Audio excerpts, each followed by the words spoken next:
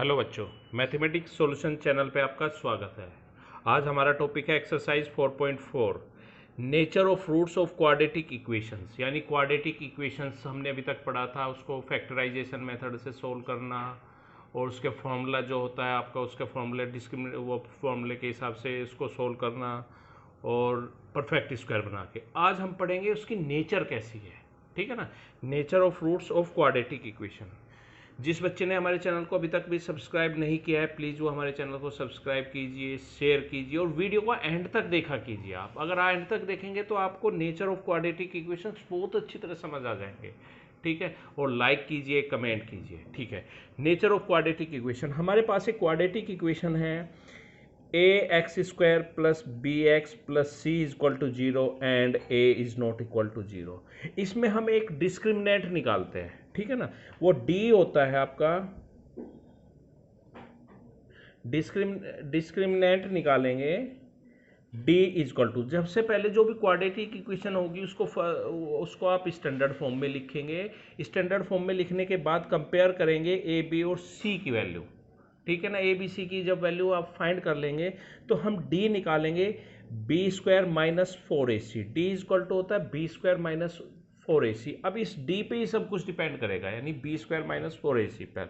Case first, if D greater zero, तो जो आपका डी ग्रेटर जीरो है तो दैट एम्प्लाइज जो रूट्स है। अब क्वाड्रेटिक इक्वेशन है, क्वाड्रेटिक इक्वेशंस के दो रूट होते हैं, क्योंकि इसकी डिग्री 2 है इसलिए इसके 2 रूट्स होंगे। तो वे तो जो दो रूट्स है उनकी नेचर कैसी है हमें ये पता करना है। अगर डी की वैल्यू ग्रेटर जीरो यानी दैट इज पॉजिटिव आती है अगर वो, तो that employs roots will be distinct and real, यानी वो अलग अलग होंगे और रियल नंबर होंगे, जो दोनों रूट की जो नेचर है। केस सेकंड, अगर सेकंड केस है if D is equal to zero, अगर डी की वैल्यू जीरो के इक्वल हो जाती है तो फिर क्या होगा, यानी इस केस में होंगे roots will be real and equal, ठीक है ना। इक्वल दोनों रूट्स, इक्वल दोनों रूट्स इक्वल होंगे और रियल नंबर होंगे। सपोज किया अगर कोई एक रूट 2 आया है तो दूसरा भी 2 ही होगा। आपने कई बार चेक किया होगा कि दोनों रूट्स एक जैसे आ जाते हैं अगर डी की वैल्यू 0 है। Third case, if D less 0 यानी दैट इज नेगेटिव अगर वो आती है तो दैट एम्प्लाइज जो रूट जो होंगे वो आपके नो रियल रूट्स होंगे, ठीक है ना। आप इसको आप 11th में आगे इस, जब अभी तो आप यहाँ पे 10th में हैं तो इसलिए आप इसको बोलेंगे नो रियल रूट्स, ठीक है ना। जबकि 11th में आके इसको नो रियल रूट्स ना कह के इमेजिनरी रूट्स वर्ड यूज होगा आपका। फिर इसमें भी कंडीशंस है 11th में आपकी कि डी ग्रेटर जीरो, अगर डी की वैल्यू 0 से तो ग्रेटर है, पॉजिटिव तो है पर वो परफेक्ट स्क्वायर है, परफेक्ट स्क्वायर नहीं है, वो सब 11th की मैटर है आपका, ठीक है ना। अभी सिर्फ आप ये समझिए कि अगर d की वैल्यू ग्रेटर 0 है तो roots will be distinct and real, यानी रियल होंगे, डिस्टिंक्ट होंगे, अलग अलग होंगे और वास्तविक होंगे। और d इज इक्वल टू जी तो roots will be real and equal, यानी वे रियल होंगे, इक्वल एक जैसे होंगे। और d 0 है तो वो नो रियल रूट्स होंगे, यानी उसके कोई रूट्स नहीं होंगे, आप उसमें वो कंडीशन एग्जिस्ट नहीं करेगी, आप ये मान के चलिए, ठीक है ना। अब जैसे क्वेश्चन नंबर आपका एक्सरसाइज है 4.4, क्वेश्चन नंबर फर्स्ट है, उसने कहा find the nature of the root of the following quadratic equation if the real roots exist find then. जैसे क्वेश्चन एक्सरसाइज है आपके पास 4.4 का क्वेश्चन नंबर फर्स्ट का first part. Question number first का फर्स्ट पार्ट क्या कह रहा है, 2x square minus 3x plus 5 is equal to 0। देखो ये ऑलरेडी स्टैंडर्ड फॉर्म में लिखा रहा है, हम इसमें कंपेयर करेंगे, comparing a x square plus b x plus c is equal to 0, तो that implies a is equal to 2, क्योंकि एक्स स्क्वायर का कोफिशिएंट यहाँ ए है, यहाँ पे एक्स स्क्वायर का कोफिशिएंट 2 है। B is equal to minus 3, c is equal to 5। अब यहाँ पे हम डी निकालेंगे discriminant, B square minus 4ac, तो दैट एम इज इक्वल टू ये हो जाएगा बी यानी -3 का स्क्वायर माइनस 4 इंटू 2 इंटू 5, क्या आ गया आपका ये 9 minus 40 is equal to -31 is equal to negative, तो ये आपका आ जाएगा नो रियल रूट्स। अब इसको हम नहीं निकाल सकते, 10th क्लास तक तो आप नहीं निकाल सकते, आप इसको सीधा कह देंगे नो रियल रूट्स, ठीक है ना। अब सेकंड देखिए, इसका सेकंड क्वेश्चन क्या है, इसने कहा है 3x square minus 4 root 3x plus 4 is equal to 0। तो हम यहाँ पे वही कंपेयर कर लेते हैं, तो हम डायरेक्ट लिख लेते हैं, a की वैल्यू आ गई 3, b की वैल्यू आ गई -4 root 3, c is equal to हो गया 4। बाय कंपेयर रहेंगे ax square plus bx plus c is equal to 0, तो a is equal to 3, b is equal to -4 root 3, c is equal to 4। तो यहाँ से फिर हम d निकाला, हमने d निकाला तो d आया b स्क्वायर माइनस 4ac, यानी d है आपका -4 रूट 3 का होल स्क्वायर -4 इंटू 3 इंटू 4, तो इसको सोल्व किया तो क्या आपका आ गया 16, और 16 3 जा 48 माइनस 16 3 जा 48 इज इक्वल टू 0।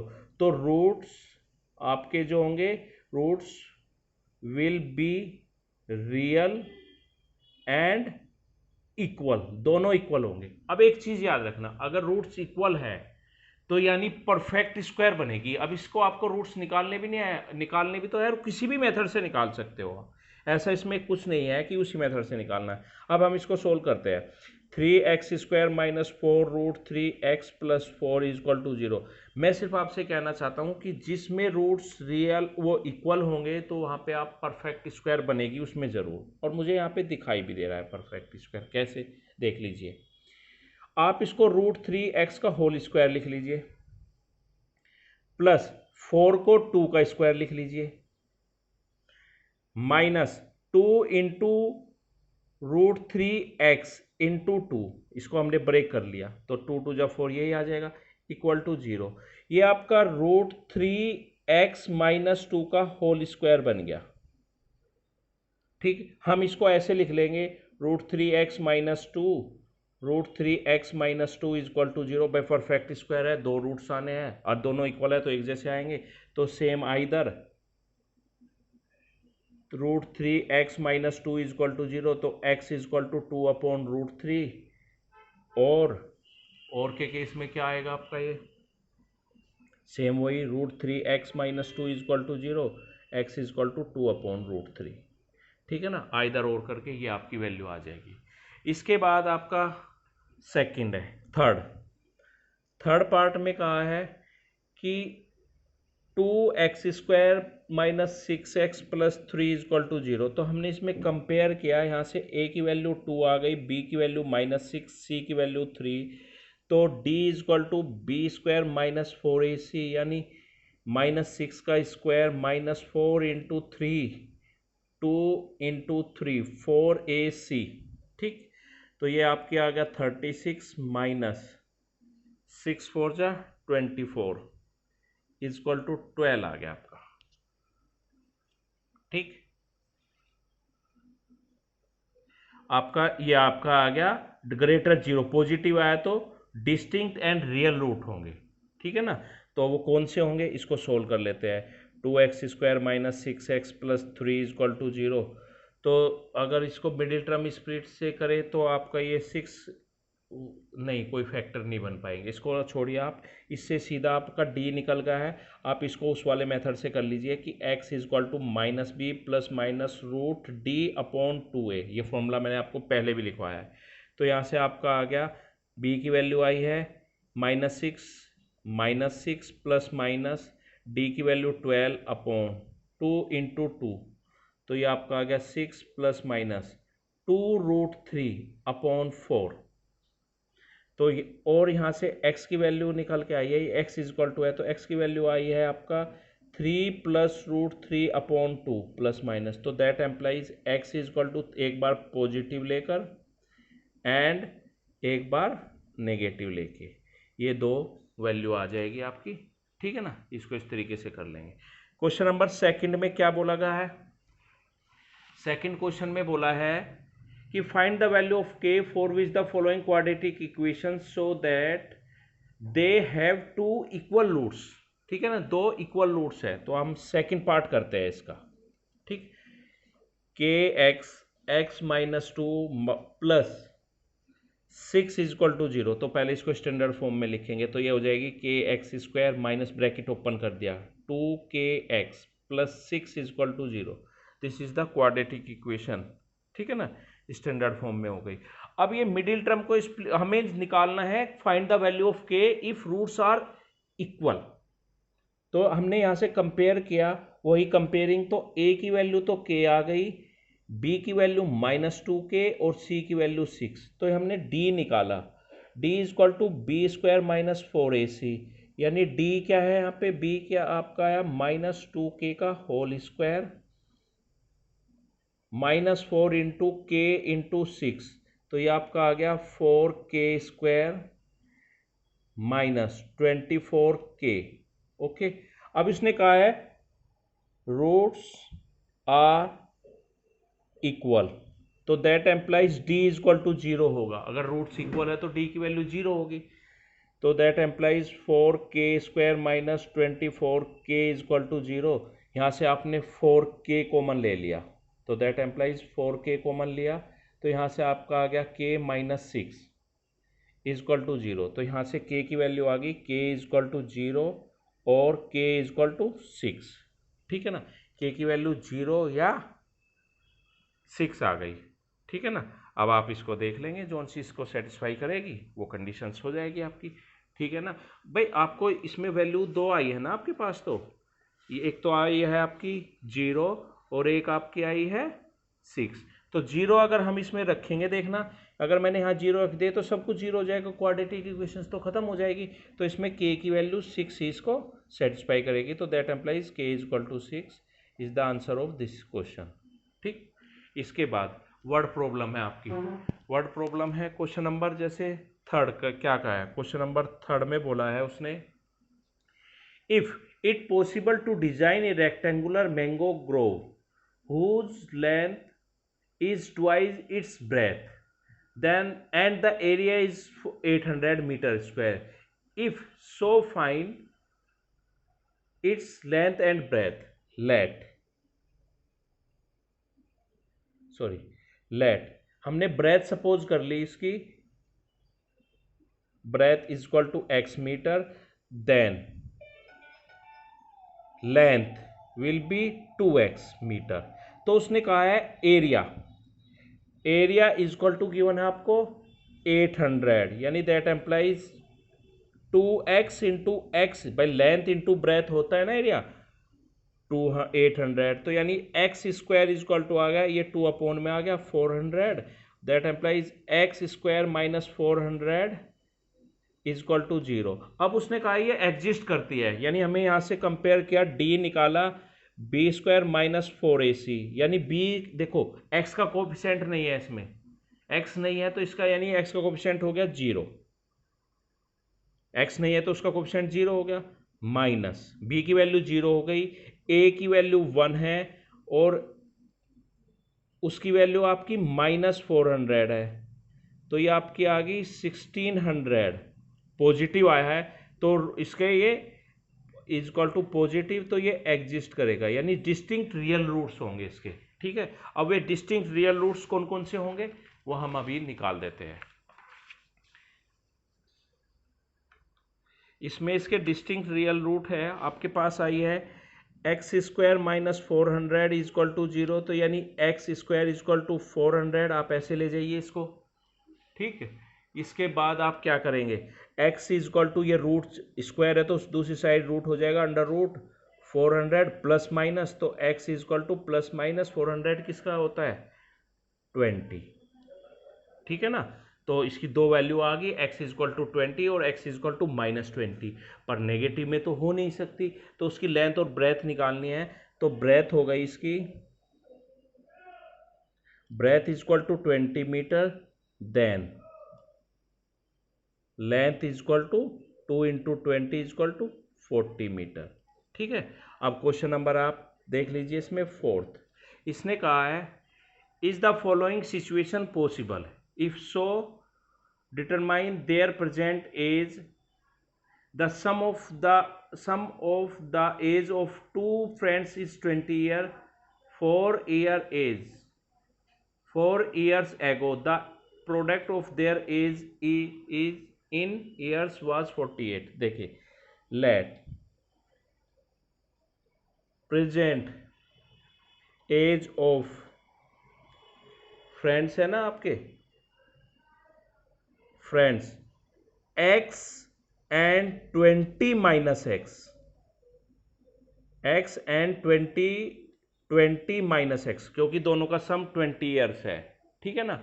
अब उसने कहा 5 year ago, 4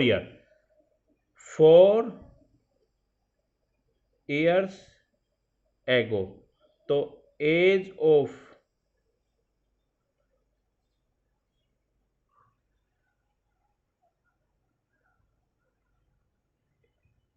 as of friends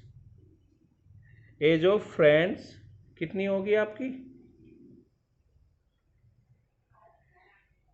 x-4 and 20 minus x-4, तो that employees x-4 and 16 minus x year हो जाएगी आपकी। अब उनका प्रोडक्ट दे रखा है, प्रोडक्ट ऑफ देयर एज, तो यानी x-4 16 minus x equal to कितना आ गया आपका, क्या दे रखा है 48।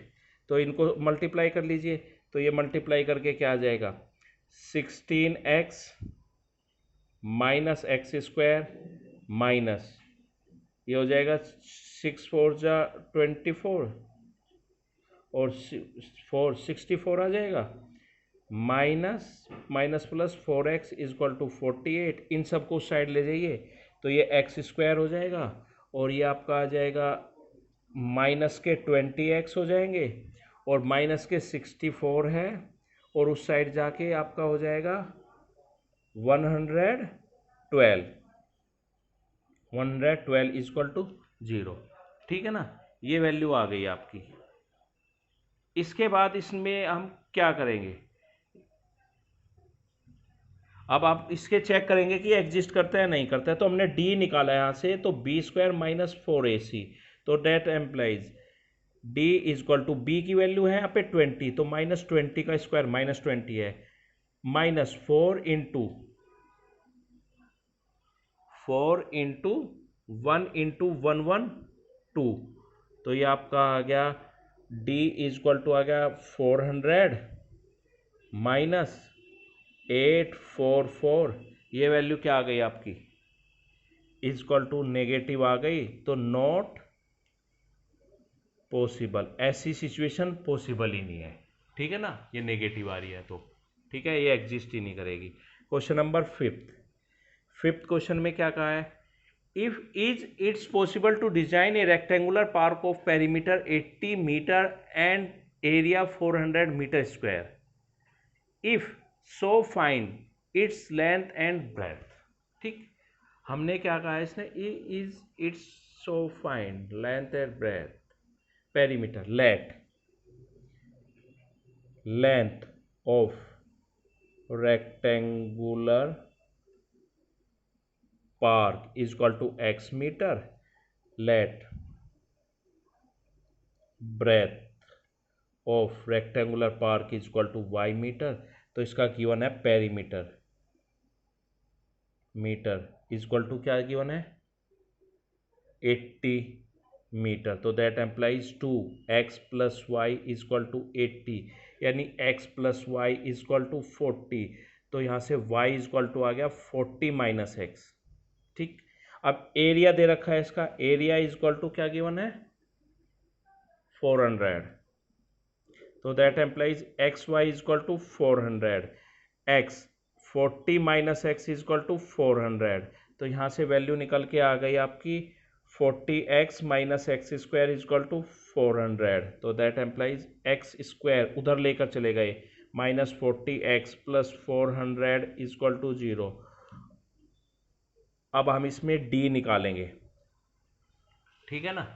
अब इसमें d इजक्वल टू होगा बी स्क्वायर माइनस 4ac, तो द इजक्वल टू बी स्क्वायर यानी -40 का स्क्वायर -4 इंटू 1 इंटू 400, तो ये हो जाएगा 1600 माइनस 1600, तो ये रूट्स क्या आ गए इसके, इक्वल आ गए, इजक्वल टू 0।